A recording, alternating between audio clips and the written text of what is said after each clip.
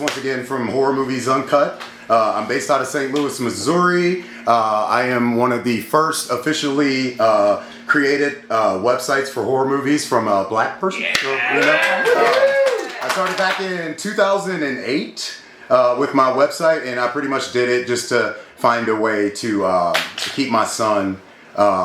Because I knew if I was out and about partying all the time, I would not be a good dad. So I was like, how can I be a good dad? I was like, let me go ahead and, of course my fucking questions are not showing. Where the hell are you guys? Oh, were you? Wait, he says, you're good. Sorry. Or we can sit me. Yeah, sorry. I don't want to sit between you. Oh, yeah. Swap. Exactly. He's a Oh third my one. god. Sit down. I don't even care. Alex Ross, Perry Norman. Yeah, Alex Ross. Yeah, this is our Our partners would love that. Can you find him? Yeah, they're on my phone. They just decided not to transfer while I was in the car. So I'll make it work. Okay. Halloween. VHS Halloween. I've been coming to Fantastic Fest forever, and I know that VHS is one of the things that we're expected to see. I'm going to start off with Bryan Ferguson. The wraparound Diet Phantasma. The wraparounds have always been pretty much like one of the glues of VHS. I'm curious to how you approached this particular thing, and how are you able to work this as standalone without, really interfering with all the other stuff. I know you guys don't normally know what the other filmmakers are making, but I'm curious to just your overall approach and what you wanted to get finished and completed with this. Sure. I mean, I've heard in the past that whoever is doing the rap tends to get to see what everybody else is doing. So I just kind of tackled this with to make my own segment. Just how would it play as its own thing? Mm-hmm. Just cut it right down to the bone, so there's not much time for characterization, but we can blow up children. Just maximize the kills, make people laugh in between. So I just wanted to make people get your core audience to get like a really interesting kill that's unusual, like a pull tab slitting someone's throat, mm-hmm. and at the same time making them laugh, so that we could reset and then we go into something, one of these guys' segments, and hope for the best. So why sodas and phantoms is the last question I'll ask you. Okay, well, I've got this weird thing of like loving to like warp banal things, because life sucks. So it's interesting to make people be cautious around sodas, even more so. Diet sodas. Yeah, rat poison in there. Okay, awesome. The next question is going to be for Anna. So Anna, your short plays on the urban legend vibe and pushes into body horror, things of that nature. What drew you to that particular mix for Halloween? I just always loved body horror. Yeah. I had done a concept with babies before for a music video, and I was like, this would be a cool actual narrative story, and I think Halloween opens you up to do a lot of things, and the producers were like, yes, it's Halloween, but also feel free to stretch that. Yeah. And it felt like the right opportunity. Awesome. Awesome. My next and final question for you is, how do you feel your film taps into Halloween traditions that audiences may recognize and then kind of twist them? Well, I think when the Halloween theme was presented, I immediately was like, trick-or-treating. And my last time trick-or-treating was with my best friend from childhood, and we were 17. You guys are terrible. We were actually like straight-A students, and we were like, no, we're just gonna dress as babies but not do anything that bad. And I was like, I feel like there's a lot of people who do that. Which of you went to Yale? Neither of us. Just out there throwing lies to the Ivy League. Yeah, nope, neither of us. It was closer. She went to RISD, which is next to Bryan. Oh, yeah. Okay, next up, Casper Kelly, Fun Size. Take one piece candy bowl rule is so relatable. How did you land on that as the kind of core concept for your segment? It was just like, that's just a good horror trope of like, when someone breaks a rule, the audience is like, uh-oh, it's on now. It's just a good precursor feeling, so. Awesome. And then you're known for things like Too Many Crooks and The Lock. Other than Adult Swim chaos and the things, how did you translate that sensibility into a Halloween anthology short? Well, I'm starting to learn, I guess, that I was trying to do something very different, but I guess I just have a style that I can't run from. You know what I mean? Yep, Like, totally. I was trying to do. Don't run yeah, from it. Yeah. Don't. Yeah, We- stay in there. Stay in there. But you know how like Wes Anderson did Steve is a Sue, and it was him trying to do an adventure film, but it's still a Wes Anderson movie. That's just how it is, I guess. Yeah. Perfect. Thank you. Alex Ross Perry, you and I have a lot of things to talk about.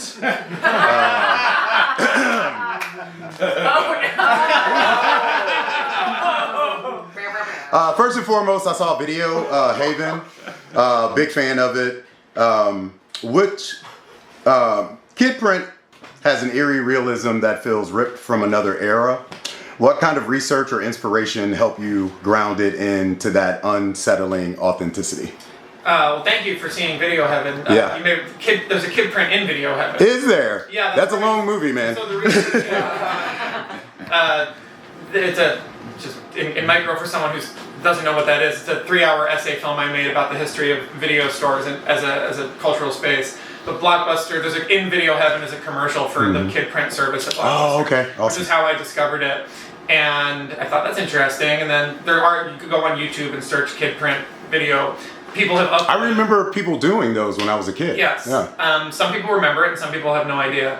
But I just started watching these on YouTube when I was finding that commercial for my essay film, and the ones on YouTube are horrifying. They're, the 7th generation dub of someone's childhood videotape uploaded in like 480p, and they're creepy. They sound weird. They're, of poor quality, and I've just always been like, that's something. And it's interesting because when you're trying to find your way into the structural conceit of found footage, the first thing everyone has to ask is like, what role does the camera play in the narrative? And by finding a narrative that's rooted in like production of media technology from an analog era, I was like, so that's why there's a camera in the store, and the guy who runs it is just like a 80s 90s camcorder guy, and it just kind of came from there. My last question is pretty much how intentional was it to let the holiday play more in the background than the forefront? Well, we shot it in May. Oh, that would make sense. Would that I could, and I can't speak for the others, but I'm sure everyone would say the same thing. We would have shots of an entire block festooned with Halloween decorations, floor to ceiling, yard to yard, with 75 trick-or-treaters, and none of us could do that. So part and parcel with me trying to write myself out of a production headache was creating narrative justification that Halloween festivities are curtailed in Kid Print. Literally so that we don't have to do them. Awesome. But also because that makes the stakes feel understandable of a town that is currently experiencing a narrative reason that you are not going to see 100 kids trick-or-treat. Right, for sure. Some people have been through things like that before. Paco, we're moving on to you for the next one. My first question is, you giving us films like Wreck, one of the greatest found footage films ever. How does it feel to be returning to this format under the VHS banner? Oh, for me it was like being 30 again.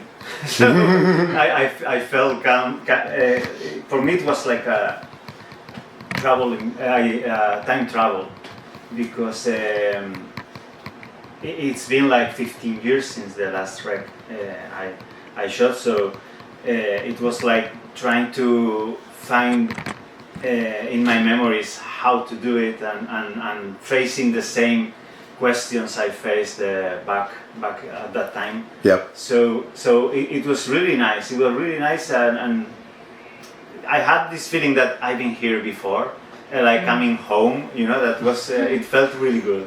Awesome. Is there anything that forced you to create differently than you would for a feature when you were doing this?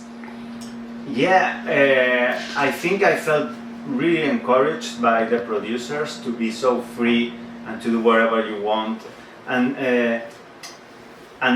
there's so much less pressure, because if your short film sucks, the other are going to be brilliant. So it's like you don't hold the responsibility for the outcome of the whole film.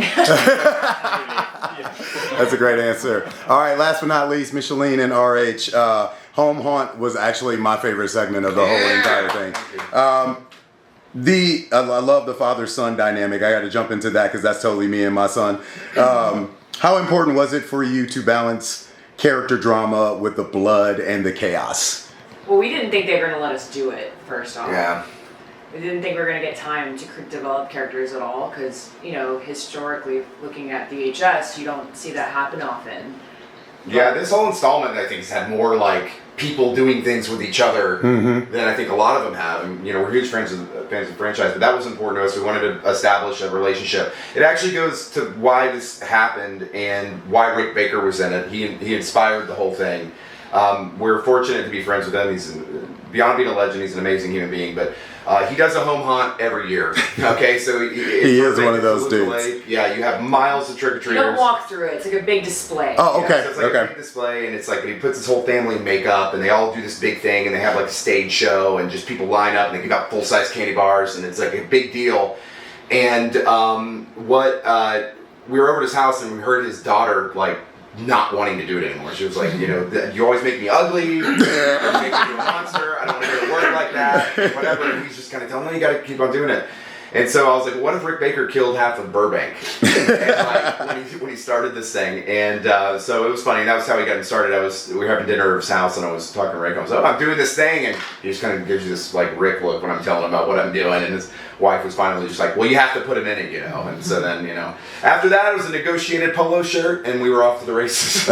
Yeah, he hated his outfit. Yeah. Understandably. Couldn't look cool for this. All right. To wrap this up, I just want to say, what was that part about Home Haunt that will connect with the audiences? I'm hoping that people connect with the nostalgia of their own childhood, their Yes. own personal experience of Halloween, either as an individual or with their family, with the neighborhood, with their friends. And I hope that we got to put enough of those classic Halloween creatures and characters in this that it feels like going down memory lane every time you watch it. That's Awesome. what I'm hoping for. Amazing. Thank you all for your time. I really appreciate it. And great job with the film, everybody.